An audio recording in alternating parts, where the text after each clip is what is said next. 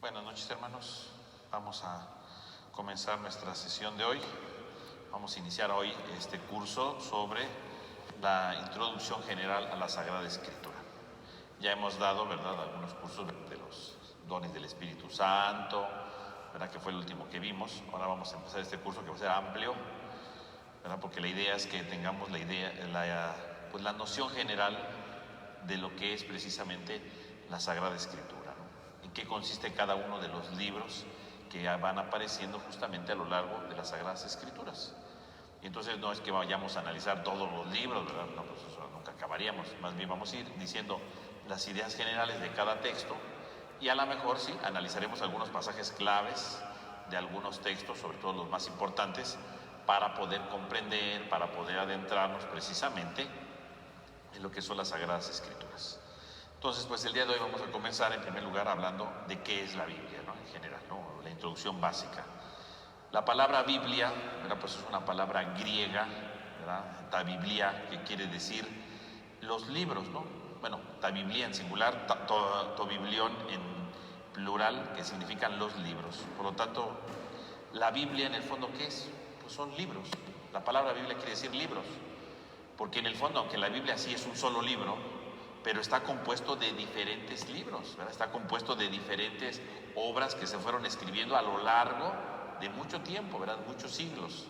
Por lo tanto, que le llamamos Biblia, ¿verdad?, a un solo libro hoy día, en realidad la Biblia significa los libros, es decir, estamos hablando nosotros de una colección enorme de libros, ¿verdad?, de libros que tenemos nosotros dentro de estas Sagradas Escrituras, ¿no? Entonces, es lo primero que tenemos que ver.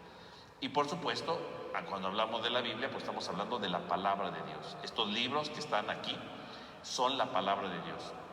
Es la manera como Dios ha ido, ¿verdad?, comunicándose a lo largo de la historia, de diferentes modos, con diferentes situaciones, y que precisamente van dando un mensaje actual para cada persona, un mensaje actual para cada individuo, y de manera especial para el pueblo de Israel.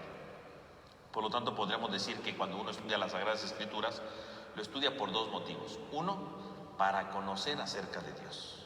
Porque si lo pensamos bien, nosotros, ¿cómo podemos conocer a Dios? ¿Cómo podemos acceder a Dios?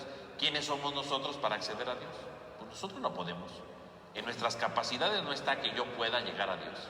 Yo puedo conocer algo de Dios, no porque yo sea muy bueno, ¿verdad?, muy inteligente, no. Yo puedo conocer algo de Dios porque Dios se comunicó primero conmigo. Él fue el primero que se comunicó. Él fue el primero que entró en contacto con nosotros. Y porque Dios entró en contacto, entonces yo puedo saber algo de Dios. Es Dios quien se va revelando, ¿no? Y esto es lo que nosotros llamamos entonces la revelación. ¿Qué es la revelación? Dios que se comunica al hombre para que el hombre pueda saber algo de Dios. Pero no solamente conocer algo de Dios. Uno lee la Biblia para entender quién es Dios, más o menos, ¿verdad?, aproximarnos, acercarnos al concepto de Dios, pero también para descubrir quién es el hombre. Quiere decir que entonces cuando nosotros ciertamente, ¿verdad?, vamos leyendo la Biblia, también vamos descubriendo nuestra identidad. ¿Quiénes somos nosotros? ¿Qué estamos llamados a hacer? Eso es lo importante de la Biblia, ¿no? Cuando alguien lee la Biblia, ¿verdad?, como un libro cualquiera, bueno, pues entonces lo ve como desde el punto de vista literario, ¿no?, de la literatura, pero ese es un nivel. Pero cuando uno como creyente lee la Biblia, lo hace para conocer quién es Dios, pero también saber cuál es nuestra identidad. Y a lo largo de todos los libros de la Biblia nos van enseñando nuestra identidad de diferentes niveles, de diferentes formas de verlo, ¿no? Por lo tanto, esto es lo más importante, ¿no? Entonces, cuando uno quiere leer las Sagradas Escrituras, pues tiene que tener de entrada estos dos elementos que son vitales, ¿no? Yo leo la Escritura para conocer a Dios, para conocer su proyecto y para conocerme a mí, para qué fui creado, ¿no?, para qué estoy aquí. Para eso lee uno precisamente las Sagradas Escrituras, ¿no? Esto es algo que es vital, ¿no?, en nuestra vida. Entonces, cuando queramos leer la Biblia, tenemos que ver. Claro, cada libro, ¿verdad?, va teniendo su propio proyecto, ¿verdad?, su propia teología, podemos decir, pero vamos adentrándonos a Dios, vamos conociendo, vamos transformando nuestra vida, ¿no? Y entonces, ¿cuál sería el sentido de la Sagrada Escritura? Hablando de manera espiritual de la Biblia, ¿no? ¿Cuál sería? Entonces podríamos hablar de 4 características de las Sagradas Escrituras, ¿no? Dice San Gregorio Magno, ¿verdad? San Gregorio Magno dice, este santo que vivió en el siglo V, ¿verdad?, que fue papa, dice que las Sagradas Escrituras se tendrían que ver desde 4 puntos de vista. Entonces vamos a ponerlos aquí. Entonces, primero, dice, la primera dimensión de las Sagradas Escrituras es que es universal, ¿no? Es universal. ¿Qué quiere decir universal? Pues quiere decir que las Sagradas Escrituras es un mensaje para todos, es universal. Las Sagradas Escrituras no es un mensaje solamente para unos cuantos o para un grupito reducido, no. El mensaje de las Sagradas Escrituras es para todos, ¿no? Entonces, solamente es para los que estudian la teología, no, es para todos. Todos están capacitados para escuchar la palabra de Dios. El mensaje es para todos. Dios no habló para unos cuantos hombres, ¿no? Se reveló a unos, sí, se dio a conocer a unos, pero para que después este mensaje se extendiera a todos. En segundo lugar, dice, las Sagradas Escrituras es un mensaje trascendente.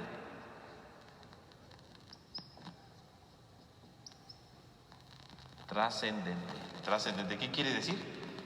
Que supera cualquier libro, ¿no?, que escribimos, ¿no? O sea, pues nosotros hoy día tenemos muchos libros escritos sobre muchos temas muy interesantes, ¿no? Pero la Sagrada Escritura es trascendente, dice San Gregorio, porque va más allá de cualquier otro libro. Dice más que cualquier otro libro. Y además es un libro que siempre va actualizándose con el tiempo, ¿no? Siempre tiene algo que decir al hombre de hoy. Por lo tanto, es trascendente. Dice, es un libro que va más allá de lo que nosotros pudiéramos imaginar. En tercer lugar, dice, las Sagradas Escrituras tienen que ser un espejo del alma. Espejo del alma. ¿Qué quiere decir espejo del alma? Pues así como cuando yo, ¿verdad?, me reflejo en el espejo para ver cómo estoy, ¿no? Entonces me levanto y digo, ay, estoy despeinado, ay, estoy bien, ay, no me veo bien, yo qué sé, ¿no? El espejo me ayuda a mí a verme. Bueno, dice, pues la Sagrada Escritura es el espejo del alma, porque cuando yo me veo en el espejo, voy descubriendo qué tengo en mi interior, ¿no? Cuando yo voy leyendo las Sagradas Escrituras, se va reflejando lo que yo tengo en mi interior. Entonces dice San Gregorio, ¿no?, las Sagradas Escrituras nos ayudan entonces a descubrir precisamente nuestra fealdad o nuestra belleza de nuestra alma, según lo que dice la Escritura. Pues la escritura dice que hay que perdonar, ¿no? Yo me veo reflejado y digo, mi alma no ha perdonado, ¿no? Porque soy un rencoroso, porque soy un resentido. Bueno, entonces mi alma no está muy bien, ¿verdad? Está desarreglada, ¿verdad? Está mal. Estoy viendo reflejado ahí mi alma, ¿verdad?, con ese mensaje de perdón, ¿no? O al revés, habla del perdón y digo, sí, yo ya me he esforzado por perdonar. Bueno, pues es un alma bella, ¿no?, que está esforzándose por brillar en el perdón. Fíjese cómo entonces va reflejando. Entonces dice, uno lee la Sagrada Escritura para que nuestra alma se vea reflejada ahí. La Sagrada Escritura es, por lo tanto, un espejo que nos ayuda a reflejarnos, a conocer lo que tenemos en nuestro interior, ¿no? Y finalmente, ¿verdad?, dice, las Sagradas Escrituras son capaces de ser una interpretación. Ay, Dios.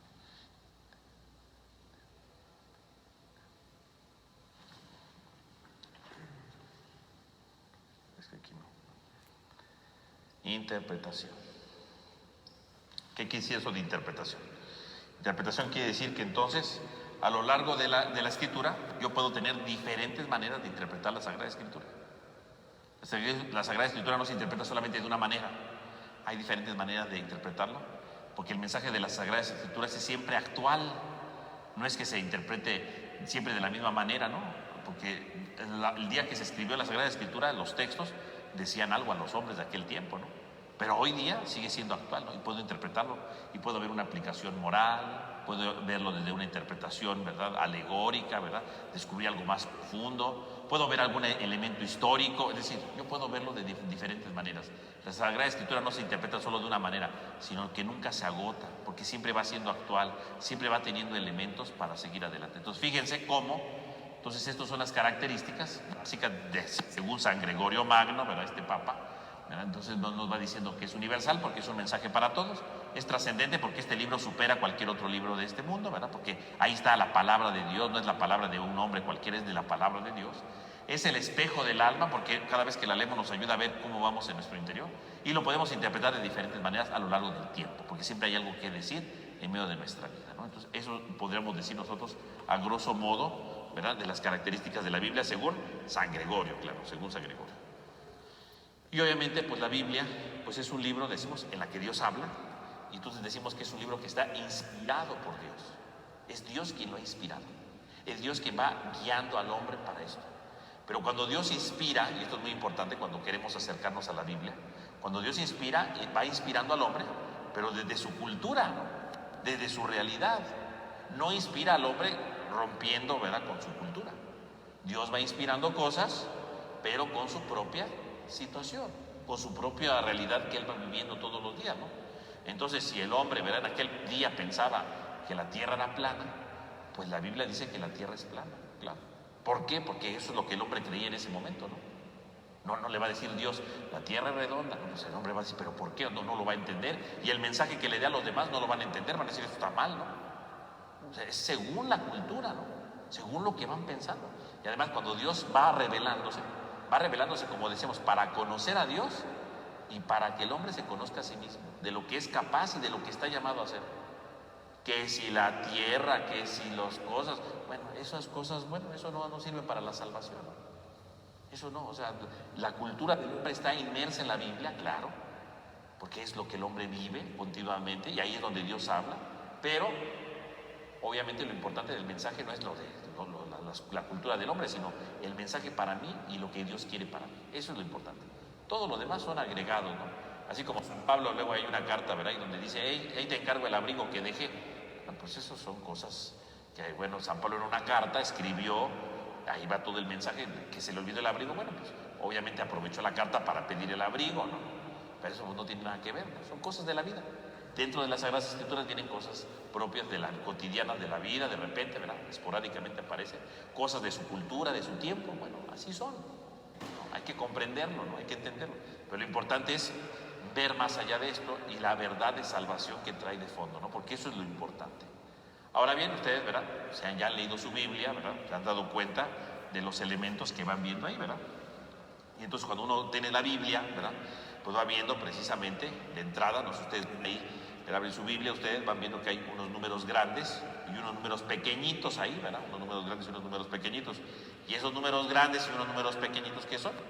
Pues son los capítulos y los versículos, ¿verdad? Se va dividiendo la Biblia en capítulos y en versículos, ¿verdad? Capítulos es el número grande, versículos son los números chiquitos, ¿verdad? Y entonces así se va dividiendo. Eso obviamente no lo dividieron en el tiempo que se escribió la Biblia, ¿no? Eso es algo posterior, ¿verdad? Ahí hacia el siglo XIII más o menos se empezó a dividir esto, ¿verdad? Empezaron a hacer esto, ¿verdad?, para poder precisamente ver esto. Y luego, bueno, en el siglo XIII empezaron, pero es hasta el siglo XVI cuando queda oficialmente dividido capítulos y versículos. ¿Por qué se hizo esto? Pues para poder buscar más fácilmente la Biblia, ¿no? Porque así no importa la Biblia que usted tenga, que si tengo la de Jerusalén, que si tengo la de América, que la latinoamericana, no importa. En todos, Génesis 2:1 es el mismo, ¿no? Es lo mismo, ¿no? O sea, habla de lo mismo, ¿no? Porque entonces esto de los versículos y de los capítulos lo pusieron en la Biblia precisamente para facilitarnos a encontrar los pasajes, ¿no?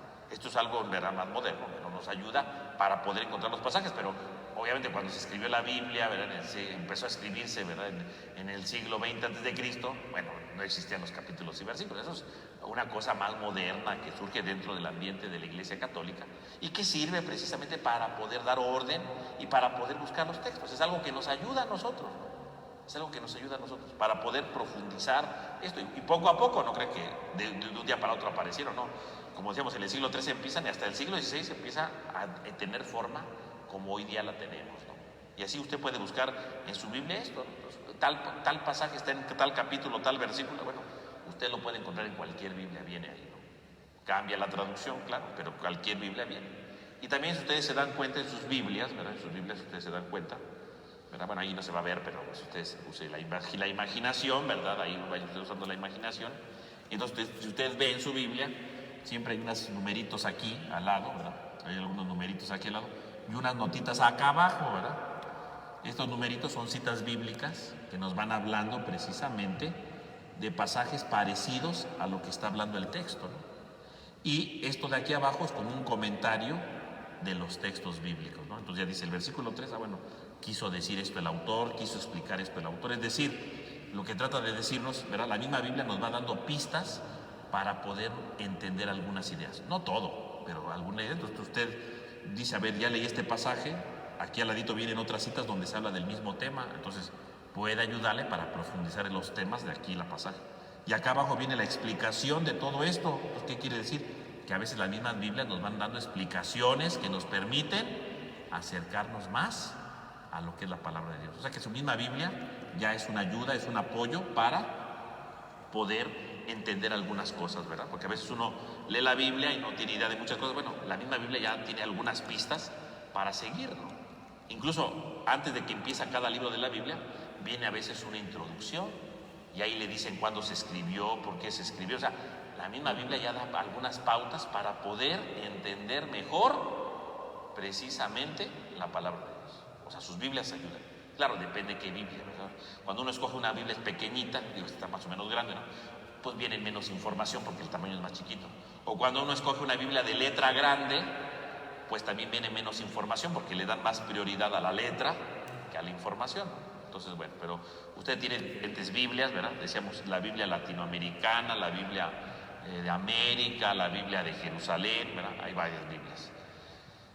Cuando uno estudia la Biblia, pues la mejor, ¿verdad? Para estudiar la Biblia, pues se recomienda generalmente la Biblia de Jerusalén, porque pues trata de ser más fiel al conocimiento, ¿verdad? Trata de ser más fiel a la traducción de la Biblia, ¿no? Y las otras Biblias, bueno, también tratan de traducir, pero a veces le cambian cosas para que supuestamente se entienda mejor. Pero cuando uno la estudia, a veces le cambian el significado original de las cosas, entonces eso cambia. Aún así la de Jerusalén tiene sus fallas, no crean que es perfecta la Biblia de Jerusalén, tiene sus errores, pero bueno, eso viene. Y como decíamos, pues la Biblia se va traduciendo, ¿verdad? Se va traduciendo, porque la Biblia no se escribió en español, ¿no? La Biblia se escribió en primer lugar en hebreo, en hebreo. Así es lo que se escribió. Entonces, cuando usted vea la Biblia que la está leyendo, todo lo que llamamos el Antiguo Testamento, pues fue escrito en hebreo. Así que cuando usted lee la Biblia, pero ahí está leyendo en español, sepa que lo que estaba ahí escrito en el Antiguo Testamento en general es en hebreo. La mayoría del Antiguo Testamento es en hebreo. Una pequeña parte está en el griego y otra pequeña parte en arameo. O sea, son diferentes lenguas. Y el Nuevo Testamento, ¿verdad?, está escrito todo en griego, es decir, todo está en griego. Entonces, pues es así la lengua original en la que se escribieron en aquel tiempo, pero obviamente hoy día se traducen y usted sabe que cuando se traduce algo, pues no se puede traducir muy fácil, ¿no? Hay palabras que son muy difíciles de traducir porque en la lengua original pues significa una cosa y cuando la quiero pasar al español no existe ese significado o no existe ese tiempo verbal, ¿no? Porque nosotros en español tenemos nuestros tiempos, ¿no? Presente, pasado, futuro, con pretérito, yo qué sé, ¿no? Empezamos ahí. Pero en griego, pues existen otros tipos de otros tiempos que en español no existen. Entonces es muy difícil traducirlo. Y bueno, y en hebreo peor, ¿no? Esos tiempos son ciertos modos que hablan de movimientos y de cosas, y es muy difícil traducirlo. Entonces uno aproxima. Claro, cuando uno lo va estudiando a profundidad, bueno, dice, quiere decir esto porque el modo es este. Bueno. Pero bueno, aquí para que usted sepa que es difícil. Y por eso es que cambian una Biblia. Usted lee la de Jerusalén, lee la de América. La idea es la misma, ¿no? Decíamos, la idea es la misma. Pero las palabras cambian. ¿Por qué? Pues porque según lo que pretendan los traductores, pues es lo que ponen. Porque no vamos a encontrar algo exactito, ¿no? Tendríamos que saber hebreo y griego y no vamos a hacer eso, ¿verdad? Entonces, solamente que alguien sepa, bueno, pues podrá traducirlo de otra manera, pero de ahí en fuera, así lo vamos a leer, ¿no? Entonces, pero eso es parte de la historia, ¿no? De las Sagradas Escrituras, ¿no? Y es como fue escrito y cómo se va colocando. Obviamente aquí cuando analicemos algún pasaje, si es importante decir una cosa de la lengua original, pues lo vamos a decir para que usted entienda y vea precisamente cómo lo original, ¿verdad?, tiene otro sentido que a veces con el español se pierde, ¿no? Para que ustedes vayan viendo esto, ¿no? Entonces, esto sería como la idea principal, ¿no? Entonces, a grosso modo podemos decir que entonces las Sagradas Escrituras son un grupo de Biblia, perdón, de libros, y que precisamente fueron escritos en lengua hebreo y griego en general, un poquito en arameo, pero es eso. Entonces, esto podríamos servirnos, ¿verdad?, precisamente como una pequeña introducción a nuestro curso, ¿verdad?, nuestro curso para poder empezar a hablar de la Biblia, ¿no?, para poder profundizar en estos libros de la Biblia, tener estas partes que son básicas, ¿no?, para que usted lo conozca, si no lo había oído hablar alguna vez, bueno, ya lo tiene. Si ya lo había oído, bueno, pues lo repasó en este momento, ¿verdad?, pero le va ayudando precisamente para adentrarse en el estudio profundo de las Sagradas Escrituras, ¿no? Entonces, estos serían los elementos primordiales. Ahora, como decíamos, en la Biblia se dividen en Antiguo Testamento y Nuevo Testamento, ¿verdad?, dos grandes bloques, ¿no?, de entrada. El Antiguo Testamento, ¿verdad?, la palabra testamento quiere decir alianza, porque a veces decimos, bueno, ¿por qué Antiguo Testamento? Alianza. Testamento quiere decir alianza. Entonces, Antiguo Testamento significa la antigua alianza. El Nuevo Testamento significa la nueva alianza. Entonces estamos hablando antigua alianza y la nueva alianza. El Antiguo Testamento, es decir, la antigua alianza, se refiere a todos los hechos o todos los textos que se escribieron antes de Cristo, ¿no? Todo lo que es antes de Cristo. Y que en general la mayoría de estos libros pues son los libros que los judíos leen, ¿no? Lo que sería la Biblia de los judíos, en la mayoría. Hay uno que otro que no, pero la mayoría son de ellos. Y el Nuevo Testamento pues se refiere a la nueva alianza, que son todos los escritos a partir de Cristo. Que obviamente el mensaje central, ¿quién es Cristo? Todos los textos del Nuevo Testamento son sobre Cristo, ¿no? Son sobre Cristo. Entonces podríamos decir que entonces hay dos grandes partes en la Biblia, ¿verdad? Antiguo Testamento, que sería todo lo previo a Cristo, y el Nuevo Testamento, que es todo en torno a Cristo, ¿no? Ya sea los evangelios que nos hablan sobre la enseñanza de Cristo, o las cartas, ¿verdad?, que se escribieron sobre Cristo, sobre el evangelio, sobre el mensaje de Cristo, ¿no? Todo gira en torno a Cristo. Entonces son dos grandes bloques que tenemos nosotros ahí. Obviamente son mucho más libros del Antiguo Testamento que del Nuevo, ¿no? Son más pequeñitos, ¿no? Pero hay que irlo considerando, ¿no? Entonces, cuando nosotros hablamos del Antiguo Testamento, ¿verdad?, cuando hablamos del Antiguo Testamento, lo podemos dividir en varios grupos. Entonces ahí voy de nuevo.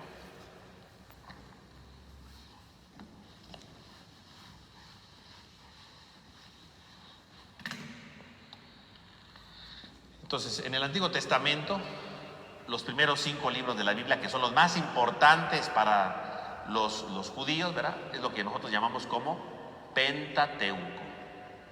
Pentateuco.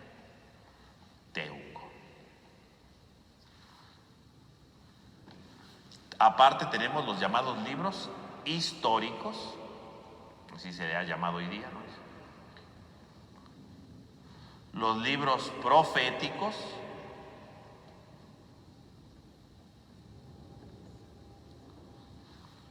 los libros sapienciales,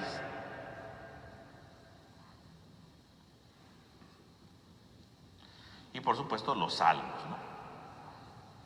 A grosso modo, bueno, eso sería la clasificación de los libros, ¿no? Primero que nada, el Pentateuco. El Pentateuco pues se refiere precisamente a los primeros libros de la Biblia. Todas sus Biblias empiezan siempre con el Pentateuco, ¿no?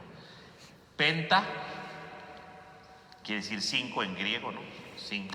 Así cuando usted dice pentágono, pues se refiere a una figura de 5 lados o 5 ángulos, ¿no? Pentágono. Entonces, penta quiere decir 5. Teuco quiere decir rollo, ¿verdad? Quiere decir rollo. Entonces, Pentateuco quiere decir 5 rollos. 5 rollos, ¿por qué? Porque antiguamente los libros no eran como los que tenemos ahora, ¿verdad? Antiguamente los libros eran rollos, ¿verdad? Eran unas cosas larguísimas de papel, ¿no?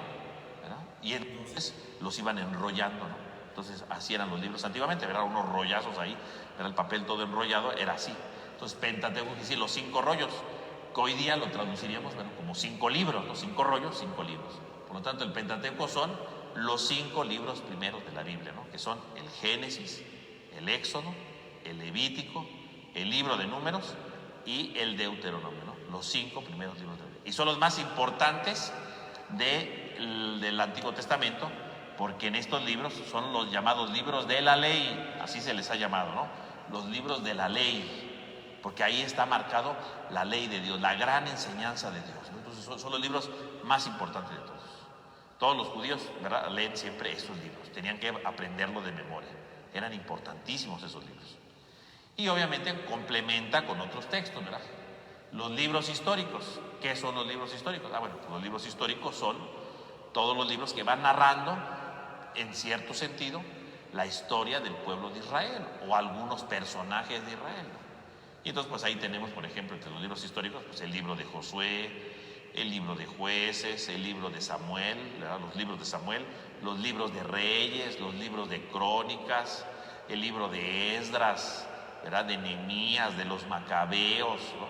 Son libros que van narrando esas partes de la historia de Israel, que nos van narrando, por un lado, sí, algo de la historia, pero también algunas enseñanzas sobre esa historia, porque al pueblo de Israel no solamente quiere contar historia, no, cuenta la historia para darnos una enseñanza, para tener una enseñanza en la vida, ¿no? Entonces, los libros históricos, ¿no?, nos enseñan la historia para entender qué es lo que nos pide. Entonces tenemos ahí los libros históricos, o decíamos de personajes, hay algunas novelas, especie de novelas, ¿no? Que el libro de Ruth, el libro de Esther, el libro de Judith, ¿no? De Tobías, que pertenecerían a esta parte, pues un poco noveladas, ¿no? Pero ya hablaremos luego de eso. Luego los libros proféticos, pues son los libros que nos hablan de los profetas, ¿no? Son los libros que nos hablan hablando de quiénes son los profetas, estos personajes, ¿no? Y que tenemos ahí en la Biblia cantidad de ellos, ¿verdad? Los más importantes, pues Isaías, ¿verdad? Por otro lado, Jeremías, Ezequiel, Daniel, ¿no? Son los más importantes. Pero tenemos otros que son más pequeñitos, ¿verdad? Oseas, Amós, Zacarías, ¿verdad? Etcétera, ¿no? Ahí lo tenemos, ¿no? Los profetas. Luego los libros sapienciales. La palabra sapiencial pues viene de sabiduría, ¿no? Los libros que nos hablan de la sabiduría, tanto de la sabiduría de Dios como de la sabiduría popular, ¿no? Así como nosotros tenemos hoy los refranes, ¿no? Por ahí, que ya la gente ya no se acuerda mucho de eso, pero ¿qué son los refranes? Pues una especie de sabiduría, ¿no? Entonces ahí dicen, camarón que se duerme se lo lleva la corriente. Bueno, pues, ¿qué significa ese refrán? Pues que no hay que dormirnos o perdemos todo, ¿no? Porque nos puede llevar, ¿no? Creyendo que no pasa nada, ¿no? Bueno, eso es como una sabiduría popular, ¿no? Los refranes hoy día. Pues en aquel tiempo también tenían su sabiduría. Entonces está el libro de Proverbios, ¿verdad? Son proverbios que van narrando toda la sabiduría, ¿verdad? Del pueblo de Israel. Pero tenemos otros libros, ¿no? El Eclesiastés, el Eclesiástico, el mismo libro de sabiduría. Hay un libro que se llama Libro de Sabiduría, que van reflexionando sobre esto, ¿no? El libro de Job, ¿no? Que trata de reflexionar sobre el mal, ¿no? O sea, son diferentes libros que van dando la sabiduría, ¿verdad? La reflexión del pueblo, para que el pueblo sepa vivir bien. Porque lo importante de la sabiduría, ¿qué es? La sabiduría no es para saber mucho, la sabiduría es para vivir bien, para vivir según el proyecto de Dios. Entonces los libros sapienciales nos ayudan a vivir según el proyecto de Dios. Y finalmente los salmos, ¿no? Que los salmos nos ayudan a nosotros a alabar a Dios sobre todo, ¿no? Eso es un signo de alabar a Dios, ¿no? Ya lo decía, ¿no? Dios mismo inspiró los salmos para alabarlo con sus palabras, ¿no? Entonces los salmos pues sirven para alabanza, que incluso ya hace tiempo, ¿verdad? El año pasado estuvimos hablando durante varios tiempos, ¿verdad? Sobre los salmos, ¿verdad? Y analizar algunos salmos, ¿verdad? Para entender toda la sabiduría que encierran estos salmos. Entonces, a grosso modo podríamos decir que estos son precisamente los libros del Antiguo Testamento, ¿no? A grosso modo. Entonces vamos a empezar a hablar, obviamente, con el Antiguo Testamento, ¿verdad? Vamos a ir explicando los diferentes libros del Antiguo Testamento. Y vamos a empezar a hablar sobre todo con el Pentateuco. Entonces, el Pentateuco, decíamos hace un momento, ¿qué es el Pentateuco? El Pentateuco son los 5 primeros libros de la Biblia, decíamos, Génesis, Éxodo, Levítico, Números y Deuteronomio. Son los 5 primeros libros de la Biblia. Pero aquí vamos a empezar a hablar de manera muy general, a grosso modo, sobre el autor de estos libros. Se ha dicho, ¿verdad?, que el que escribió estos libros, estos 5 libros de la Biblia, es Moisés. Se ha dicho esto, ¿no? Moisés es el autor de estos 5 libros de la Biblia, sobre todo porque Moisés aparece en 4 libros de ellos, ¿no? Éxodo, Levítico, Números y Deuteronomio aparece Moisés, menos en Génesis, ¿no? Pero decían que Moisés había escrito estos libros. Pero hoy día, ¿verdad?, con todas las investigaciones que se han hecho, ¿verdad?, porque hoy día para estudiar la Biblia no nada más crea que la leen, ¿no? O sea, pues hay que leerla. Los que saben de Biblia, ¿verdad?, se dedican a leerla en el idioma original y empiezan a ver cómo, ¿verdad?, existen, por ejemplo, a veces algunas contradicciones, ¿no? Cómo existen relatos que son parecidos, ¿no?, pero que cambian cosas, ¿no? Y empiezan a ver diferentes maneras de concepciones, de tal manera que entonces, hoy día, ¿verdad?, existen una cantidad de teorías que ustedes no se imaginan para hablar del autor del Pentateuco, nada más, ¿verdad? ¿Quién escribió el Pentateuco? Entonces hoy día dicen, pues no lo escribió Moisés, ¿no? Para empezar, uno de los problemas que hace muchos se enfrentaban es, bueno, si Moisés escribió el Pentateuco, al final del Pentateuco, en el Deuteronomio, nos narra la muerte de Moisés. ¿Cómo Moisés pudo escribir su muerte, no? O sea, regresó a escribir su muerte, pues no puede ser, ¿no? Entonces, obviamente, era uno de los problemas. Hoy día dice, no. Lo que pasa es que estos libros los escribieron diferentes autores en diferentes tiempos. O sea que lo que usted tiene hoy como libro del Génesis, como libro del Éxodo, como libro del Levítico, como libro del Deuteronomio, ¿verdad?, son libros que escribieron diferentes autores en diferentes tiempos y que después los juntaron y salieron los libros como hoy los conocemos. Pero no crea que alguien se sentó un día y empezó a escribir el Génesis, ¿no? Y todo completito, no. Así no lo escribieron. Alguien escribió una parte, luego pasó el tiempo, en otro momento se escribió otra parte, luego se escribió otra parte, y al final juntaron todos estos escritos y se formó el libro del Génesis. O sea que al inicio no existía el libro del Génesis. El libro del Génesis existió después, cuando se fue juntando todo. Cuando fueron juntando todos estos escritos que se fueron dando a lo largo del tiempo. Y como les decía, existen cantidad de teorías sobre todos estos autores. Una que es muy clásica, que algunos ya la han dejado atrás porque algunos dicen, no puede ser así. Dice que por lo menos hay 4 autores, ¿no? 4 autores en diferentes tiempos. Entonces ahí les van los autores. Es una teoría, ¿verdad? Cuando lleguemos a la vida eterna le preguntamos a Dios si es cierto, pero bueno, ahorita nos quedamos con esto. Entonces tenemos aquí, ¿no? El primer autor le llaman el autor yavista. Otro autor le llaman el eloísta. Otro autor le llaman sacerdotal. Y a otro autor le llaman deuteronomista.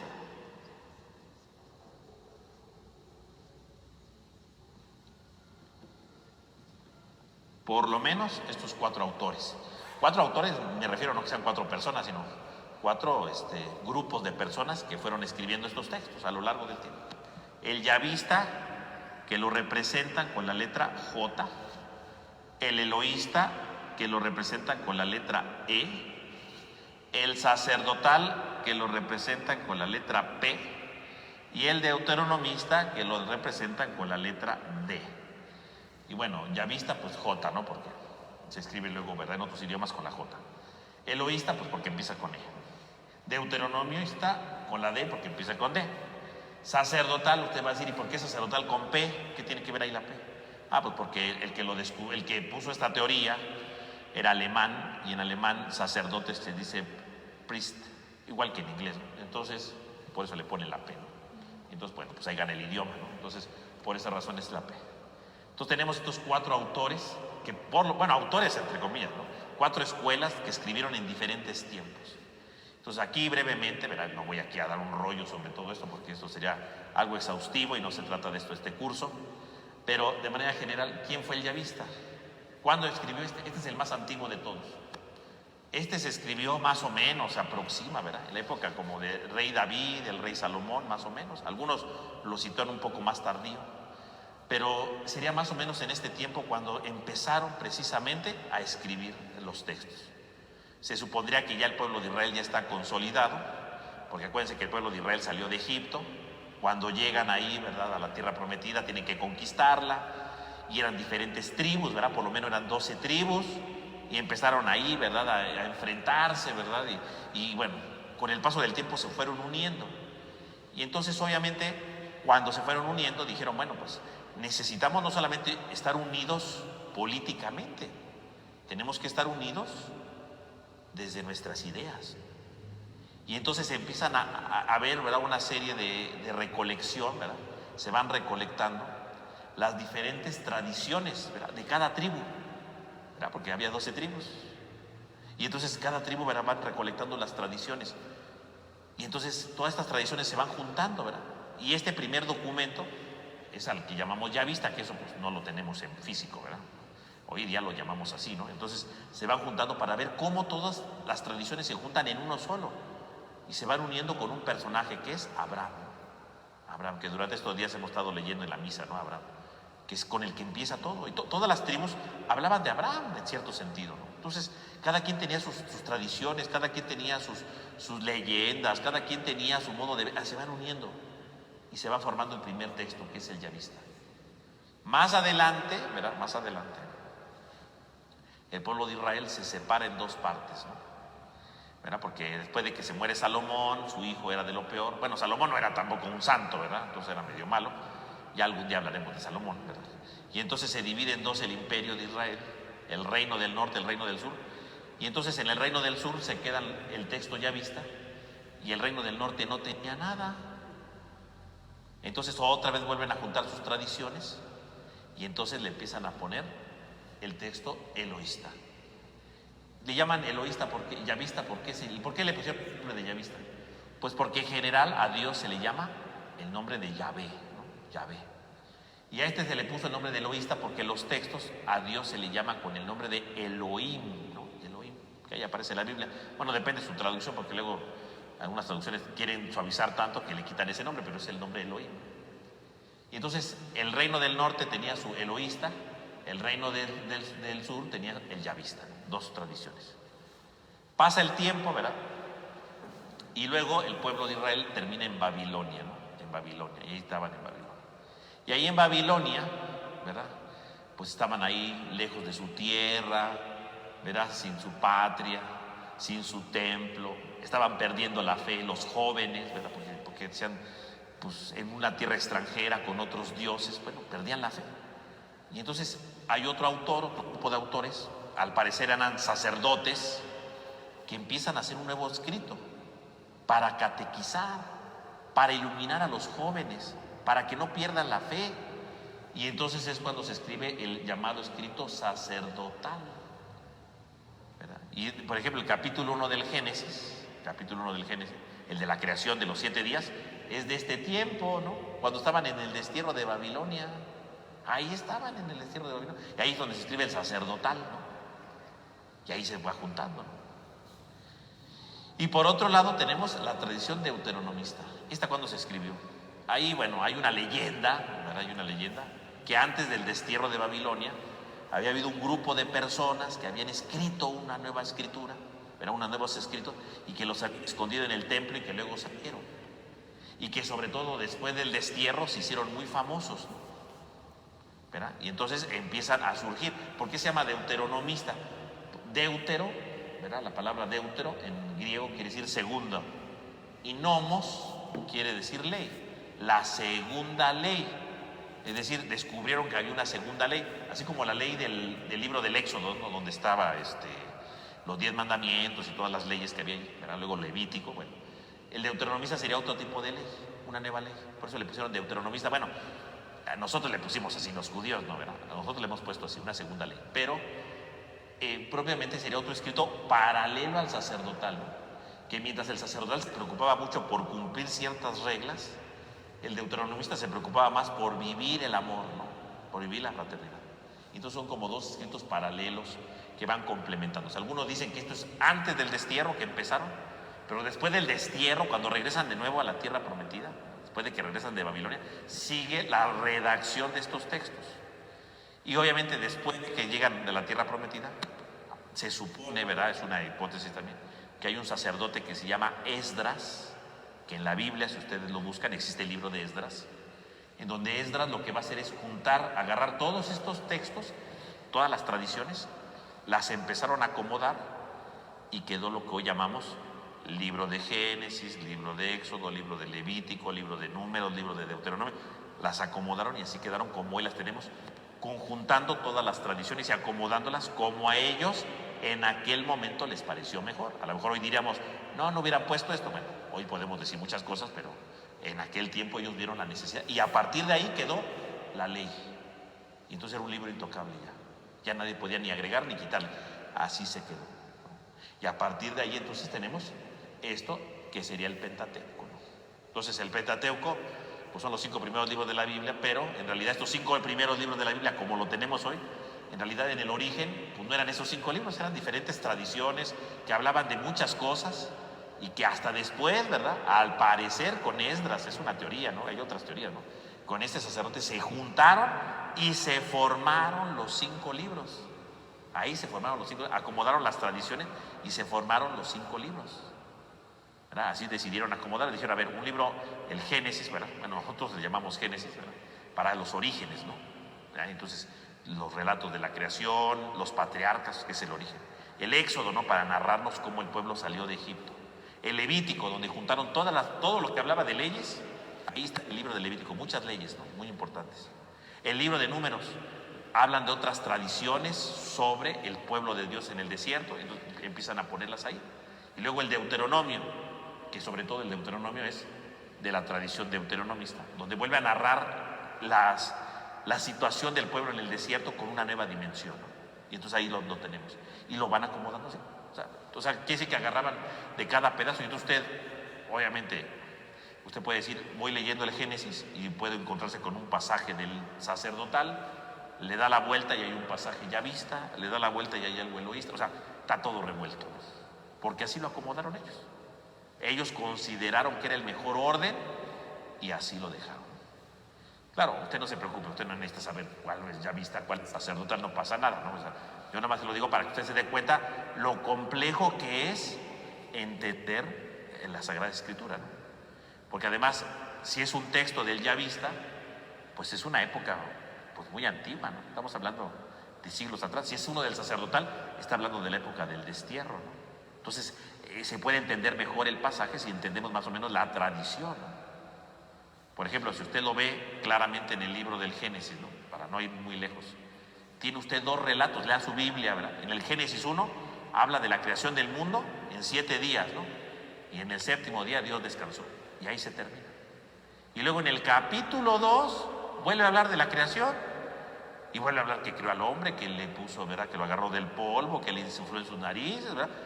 Dos relatos de la creación, pero son dos relatos en dos épocas distintas, ¿no? Porque el Génesis 1 es del sacerdotal, ¿no? Estamos en el siglo VI antes de Cristo. Y el yavista es del siglo XX, XIX antes de Cristo, mucho más antiguo, ¿no? Son dos diferentes. Génesis 1 es sacerdotal, Génesis 2 yavista. Y por eso la manera como relatan es diferente, ¿no? Porque una es más primitiva que la otra, ¿no? Tienen diferentes intenciones, ¿no? El sacerdotal trata de ver otro tipo de cosas, como más, como una liturgia, ¿no? Cada día Dios va haciendo las cosas. En cambio, el yavista es más plástico, ¿verdad? Le gusta ver las cosas más sencillo, ¿no? Fíjese cómo van cambiando. O sea, cada autor va teniendo sus propias características. Y entonces, obviamente, cuando uno ya lo estudia a profundidad, bueno, es importante más o menos estas tradiciones, ¿para qué? Para poder entender mejor los textos y decir, claro, pues si se escribió en este tiempo, significaba esto, ¿no? Si se escribió en este otro tiempo, significaba otra cosa. Entonces puede servir. Claro, aquí vamos a hacer obviamente una introducción general, ¿no? Para que usted entienda los contenidos principales de la Biblia. Pero bueno, no podía dejar de pasar este dato de las llamadas tradiciones, era para que usted sepa de esto, ¿no?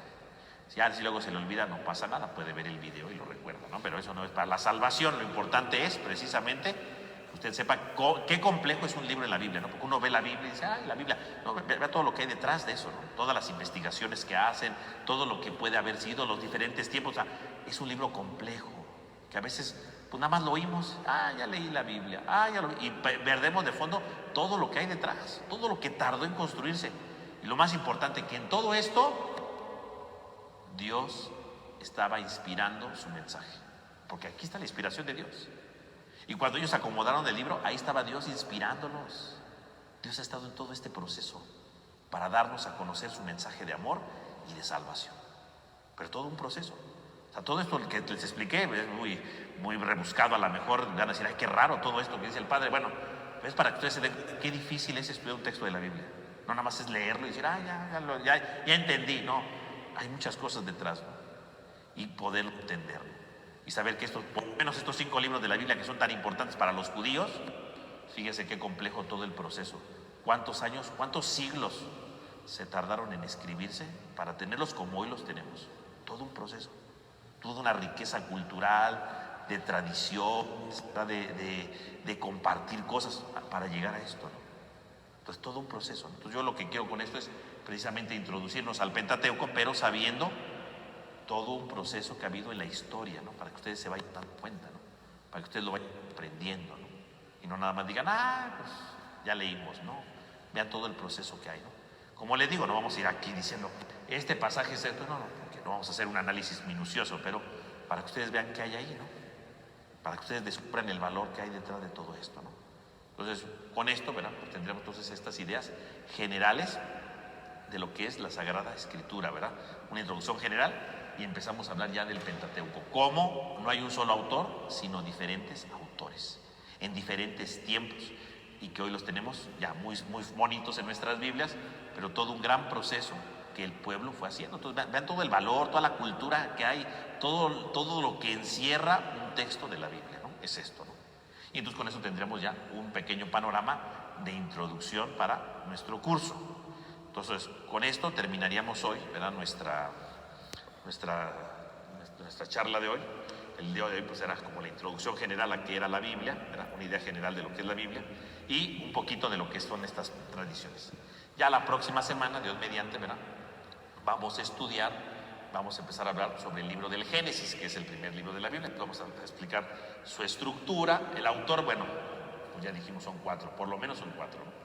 Son en diferentes tiempos, pero vamos a explicar su estructura y podemos ver que en el Génesis va a haber por lo menos 3 partes importantes, ¿no? 3 partes importantes, y entonces vamos a explicar de manera general el valor de cada una de esas partes y por supuesto, ¿verdad? Analizaremos algún texto representativo de esa sección, ¿verdad? De esa sección para que usted pueda, por un lado, entender la idea general y pueda comprender algún pasaje que le ayude a profundizar justamente la Biblia y vaya usted conociendo lo básico de cada libro y al mismo tiempo algún pasaje que le ayude a entender mejor ese pasaje. Ya sabe que de todos modos yo a veces me alargo de más, pero trataremos de hacerlo conciso como es el proyecto de este curso y usted puede ir adentrándose en el conocimiento de la Biblia, cuál es el objetivo de cada libro y algunos pasajes que le ayuden a profundizar y entender esos objetivos. Entonces vamos a terminar con una oración. En el nombre del Padre, del Hijo, del Espíritu Santo. Amén. Amén. Te damos gracias, Señor, porque nos reúnes en esta noche. Te pedimos para que nos ayudes siempre a valorar el gran tesoro que tenemos en tu palabra, que lo sepamos valorar, que lo sepamos apreciar y descubrir la gran riqueza que encierra junto con este mensaje de salvación que tienes para cada uno de nosotros. Te lo pedimos a ti que vives y reinas por los siglos de los siglos. Amén. En el nombre del Padre, del Hijo y del Espíritu Santo. Amén. Amén. Que tengan todos una buena noche y descansen.